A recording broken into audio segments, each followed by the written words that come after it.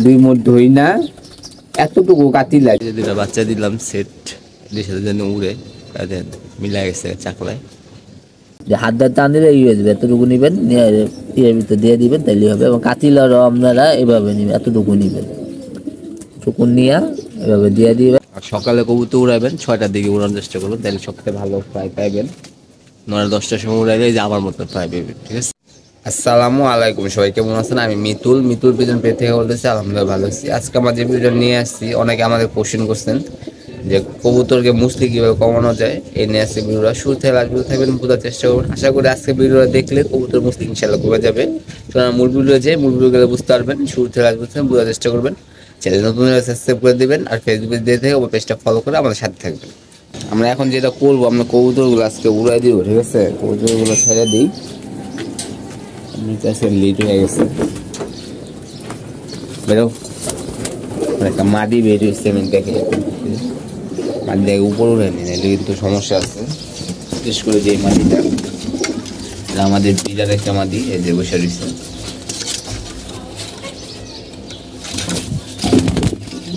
কিন্তু অনেক সুন্দর একটা মাটি।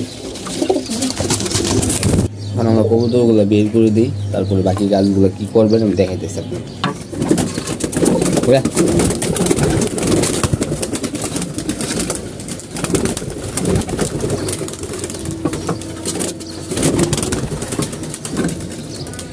এই মাটিটা খুব ডিস্টার্ব করে মাটিটা, বেরা। এই যে কবুতরগুলো উড়াই দিলাম, হালকা বাচ্চা উঠতেছে, যতটুকু উড়ে অতটুকু। দুটা বাচ্চা দেখতে পাচ্ছেন আপনারা, এই যে দুটা বাচ্চা দিলাম সেট সাথে যেন উড়ে তাদের মিলা গেছে চাকলায়। এখন এই বাচ্চাগুলা এর সাথে উঠবে। আর সকালে কবুতর উড়াবেন 6টার দিকে উড়ানোর চেষ্টা করবেন, তাহলে সবথেকে ভালো ফ্রাই পাইবেন। 9-10টার সময় উড়াইলে যে আমার মতো ফ্রাই পাইবেন, ঠিক আছে। এই ফ্রাই দিয়ে কিছু হবে না, যেরকম নিচেটা বাড়িতে উঠলে কোনো লাভ নেই, উপর উঠে একদম পিনে জায়গাতে হবে, তাহলে কবুতর রেসে ভালো করবে ইনশাল্লাহ। এই যে আমাদের ব্রিডিং রুমে আজকে আমরা যেটা করবো, যত নর কবুতর আছে সবগুলো আমরা গোসল দিব, ঠিক আছে। এখনো খাবার দিইনি, একটু পরে খাবার দিব।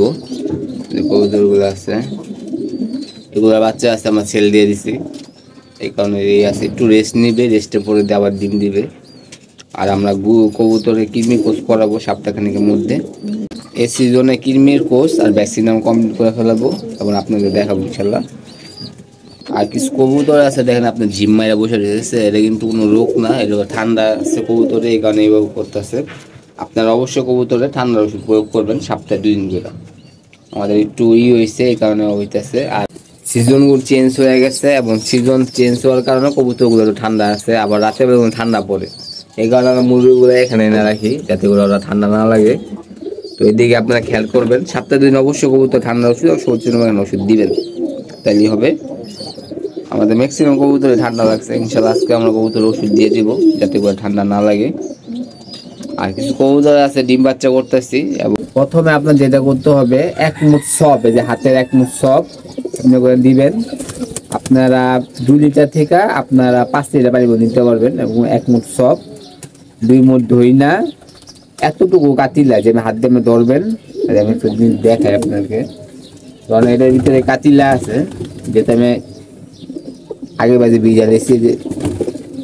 যেরকম কাতিলা নিবেন, একটুখানি নিয়ে কাতিলাটা দিয়ে দিবেন। আর চিরতা নিতে হবে, চিরতা কিন্তু সেই চিরতা নিতে হবে না, ইন্ডিয়া চিরতা নিতে হবে।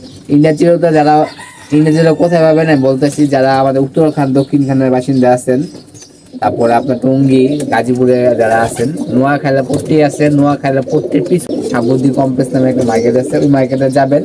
যারা না দেখবেন হাত পাকা নামে একটা বনশ্রী লতা পাতা একটা ওষুধের দোকান আছে, বিশাল বড় দোকান, ওই দোকানতে পাবেন, এছাড়া কিন্তু পাবেন না। আপনি যদি সারা টঙ্গী যদি 3বার করে যদি ঘুরেন, তারপর আপনি পাবেন না, কারণ আমি সব জায়গায় ঘুরছি, ঘুরে পাইনি। পরে ওই সাবুদ্দি কমপ্লেক্সের পিছনে যে দোকানটা আছে, ওই দোকানতে পেয়েছি।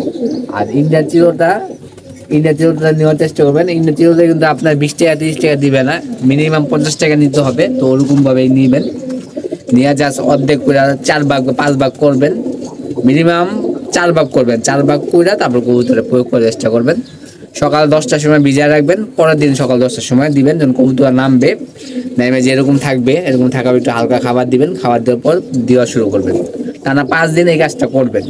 এরপর আরেকটা জিনিস আছে, ওটা আমি দেখাইতেছি, ওটা 5 দিন পরে দিবেন, এর আগে দিবেন না, মিনিমাম 3 দিন পরে দিবেন। আর যে কোনো জিনিস আস্তে ধীরে করলে ভালো, একবারেও করা যায়, একবারেও করলে আসলে ওরকম ভাবেই থাকে না। আমি চাইলে আপনাদের একবারও দেখাইতে পারি, একবার দেখা কোনো লাভ নেই। তো আমি বাকিটা আমি দেখাইতেছি, দেখলে আপনি বুঝতে পারবেন।